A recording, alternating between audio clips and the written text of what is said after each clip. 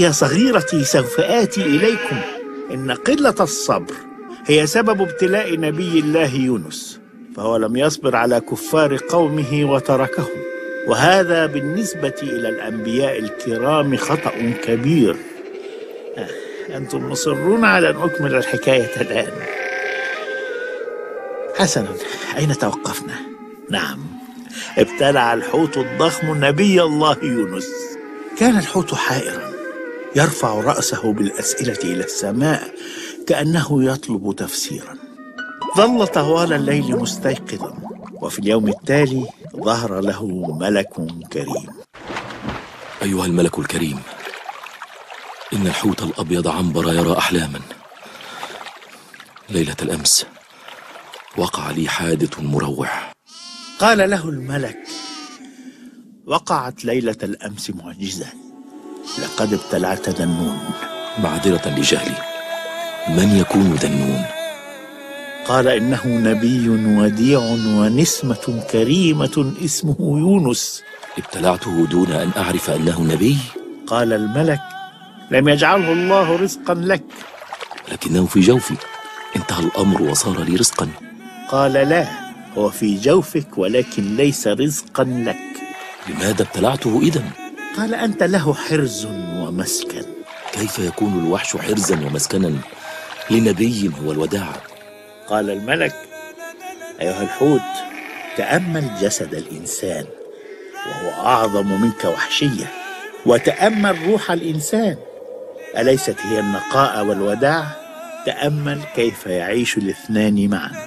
الجسد رداء للروح، والروح لب للجسد، والجسد هو الوحش، والروح هي الوداعة. كيف ينجو الجسد؟ قال: كما تنجو الوداعة من الوحش. كيف تنجو الوداعة من الوحش؟ قال: مثلما ينجو يونس من جوفك. كيف ينجو يونس من جوفي؟ قال الملك: ستعرف كل شيء. تذكر فحسب أنك صورة لحوت. ما هذا الكلام الغامض؟ كيف أكون صورة لحوت؟ هل يعني هذا أنني مت؟ أم أنني أفقد طبيعتي كحوت وأصبح شيئا آخر؟ سمكة مثلا؟ لا لا لا لا، ما هذا التخريف؟ كل شيء حولي غامض وغير مفهوم.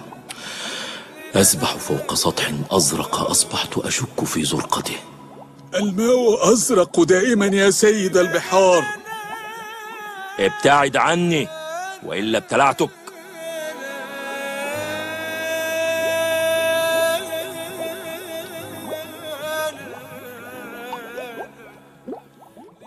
كيف أصبح صورة لحوت؟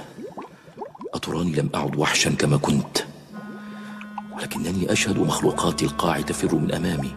سيدي عنبر، إن جميع الكائنات تنتظرك للاحتفال وتتويجك سيدا على الماء. سيدي عنبر، هل تسمعني؟ وحشي أنا كما كنت، فمن أين تأتيني هذه الرقة؟ أيكون الإنسان الذي ابتلعته بالأمس هو المسؤول عما أصابني من ضعف؟ أسوأ ما يحدث للوحش هو أن يصاب بالرقة والوداعة. الحوت يكلم نفسه. هذا بالتأكيد من تأثير الفرحة، لقد أصبح سيداً للبحار.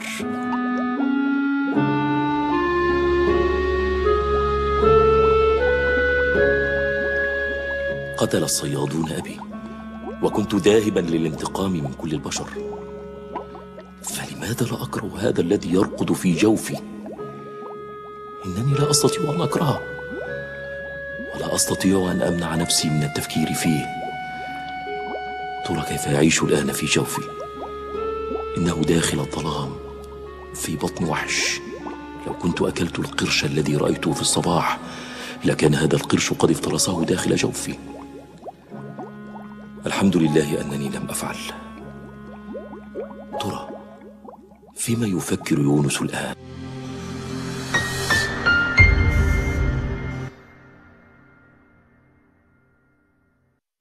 كان نبي الله يعلم أنه في باطن الحوت الوحش، وأن النجاة مستحيلة إلا بمشيئة الله وبمعجزة منه. لم يكن حزينا من فكرة أن يهلك في بطن الحوت، ولكنه كان حزينا لأنه أغضب الله ولم يصبر على قومه. استغفر النبي الكريم ربه قائلا: لا إله إلا أنت سبحانك إني كنت من الظالمين. لا إله إلا أنت سبحانك إني كنت من الظالمين.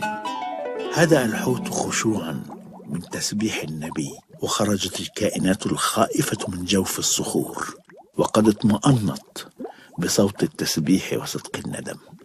استيقظ قاع البحر وأنصت لذنون: لا إله إلا أنت سبحانك إني كنت من الظالمين.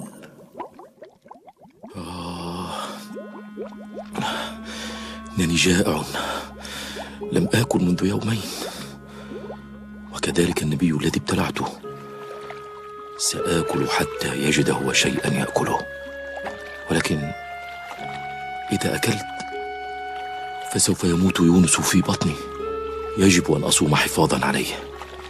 ابتعدي أيتها الأسماك، لا تحركي شهيتي.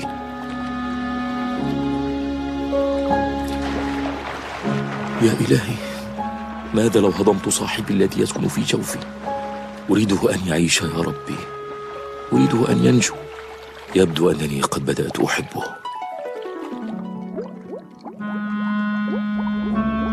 صدقيني يا سيدتي، إن تصرفات عنبر غريبة للغاية. كيف تتحدثين بهذا الأسلوب عن سيد البحار؟ معذرة، أرجو أن تسامحيني. انتظري، ماذا يفعل عنبر ابني؟ إنه لا يفعل شيئا، لا يأكل ولا يشرب ولا يفترس أسماك القرش كما كان يفعل في الماضي. حتى سفن البشر لا يقترب منها. هذا أمر خطير. صحيح أن مسؤولية الحكم كبيرة، ولكن ليست لهذه الدرجة. سأحدثه، فأنا أمه وعليه أن يطيعني.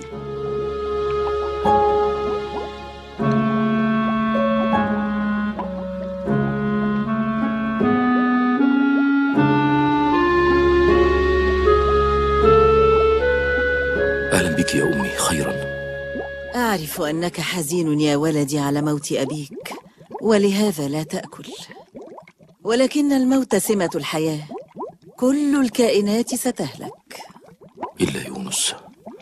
ماذا تقول؟ لا شيء، لا شيء. يجب أن تتناول شيئا. ما رأيك في وجبة من أسماك القرش اللذيذة؟ لا يمكن، أقصد لا أرغب فيها. هل أنت مريض يا حبيبي؟ تكلم.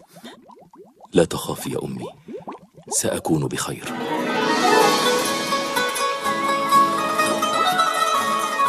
إن شاء الله سنكون بخير نحن الاثنين. ادعي لنا.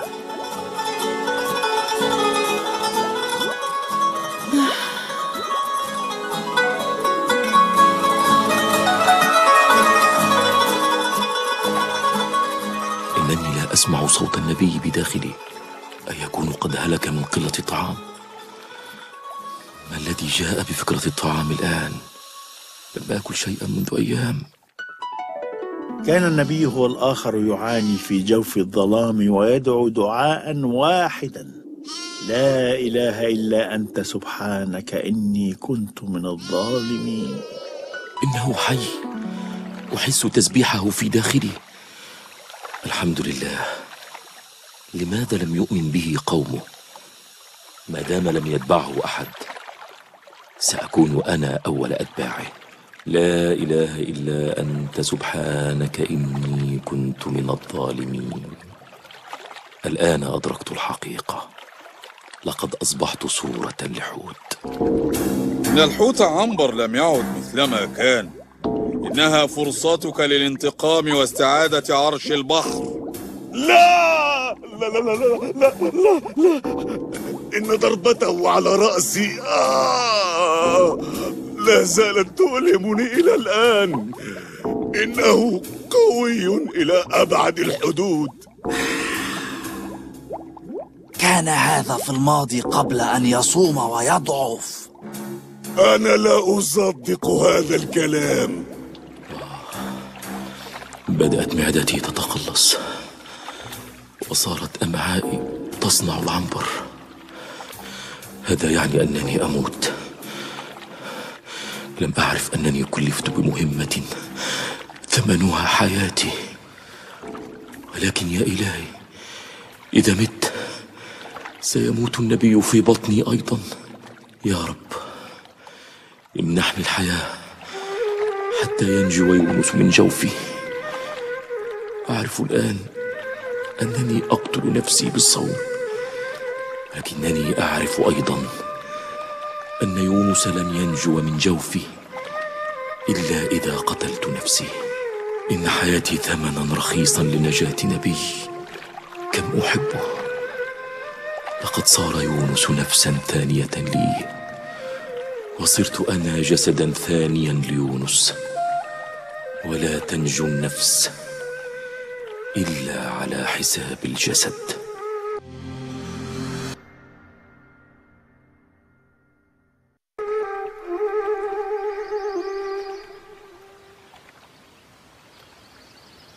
ماذا يفعل سيد البحار في هذه المياه الضحلة؟ هذا من سوء حظنا. هيا نبتعد قبل أن يبتلعنا. انتظري، إنه نائم، عيناه مغلقتان. عندما يفتحهما لن تكوني على قيد الحياة. انتظريني. صائم لليوم الثالث، أشعر بجسدي ينهار. الشمس قد غربت، ولكن في داخلي يشرق نور يجل عن الوصف. أمعائي تمتلئ بالعنبر. فتح الحوت فمه، وتباعدت أنيابه العاجية، وأطلق السجين من جوفه على الجزيرة، ثم عاد إلى الماء. كان هناك صوت يجيء من كل مكان، ولا يجيء من مكان محدد. لا إله إلا أنت سبحانك إني كنت من الظالمين. قد نجا يونس من بطني. كم هو جميل. أنجاه تسبيحه. عرفت السر قبل أن أموت، فما أقسى المعرفة. أحلم أنني زيت معلق في قناديل تهتز مع الريح، تهتز مثل هزات الموج. تهتز. وإن يونس لمن المرسلين، إذ أبق إلى الفلك المشحون، فساهم فكان من المدحضين. فالتقمه الحوت وهو مليم، فلولا أنه كان من المسبحين للبث في بطنه إلى يوم يبعثون. فنبذناه بالعراء وهو سقيم، وأنبتنا عليه شجرة من يقطين. صدق الله العظيم. خرج النبي الكريم يونس من بطن الحوت وظل بالعراء، وقد شحب جسده ومرض بتأثير العصارات التي كانت في معدة الحوت. وكان الله رحيما بعبده ونبيه الكريم، أنبت بالقرب منه شجرة عريضة الأوراق، كان في أوراقها شفاء لجسده. واسترد النبي صحته وعاد إلى أهل مدين ليدعوهم إلى الله. كان قد وعى الدرس وعرف قيمة الصبر. إن عليه الدعوة وليس عليه أن يهدي الناس، هذا من شأن الله وحده. عليه السعي وليس عليه إدراك النجاح. كان يونس على استعداد أن يصبر إلى آخر الزمان اعتذارا لله وشكرا له على نجاته. وكانت المفاجأة، وجد الناس قد تهيأوا لقبول دعوته، وآمن بعضهم بها بينما كان هو في بطن الحوت. صار المؤمنون بدعوة يونس 100,000 أو يزيدون. كانوا من الأتقياء المخلصين لنبيهم. أما صاحبنا الحوت فقد انتهت حياته في مكان ما في البحر، مات دون أن ينتبه أحد إلى تضحيته. أو الدور الذي لعبه في تواضع وصمت.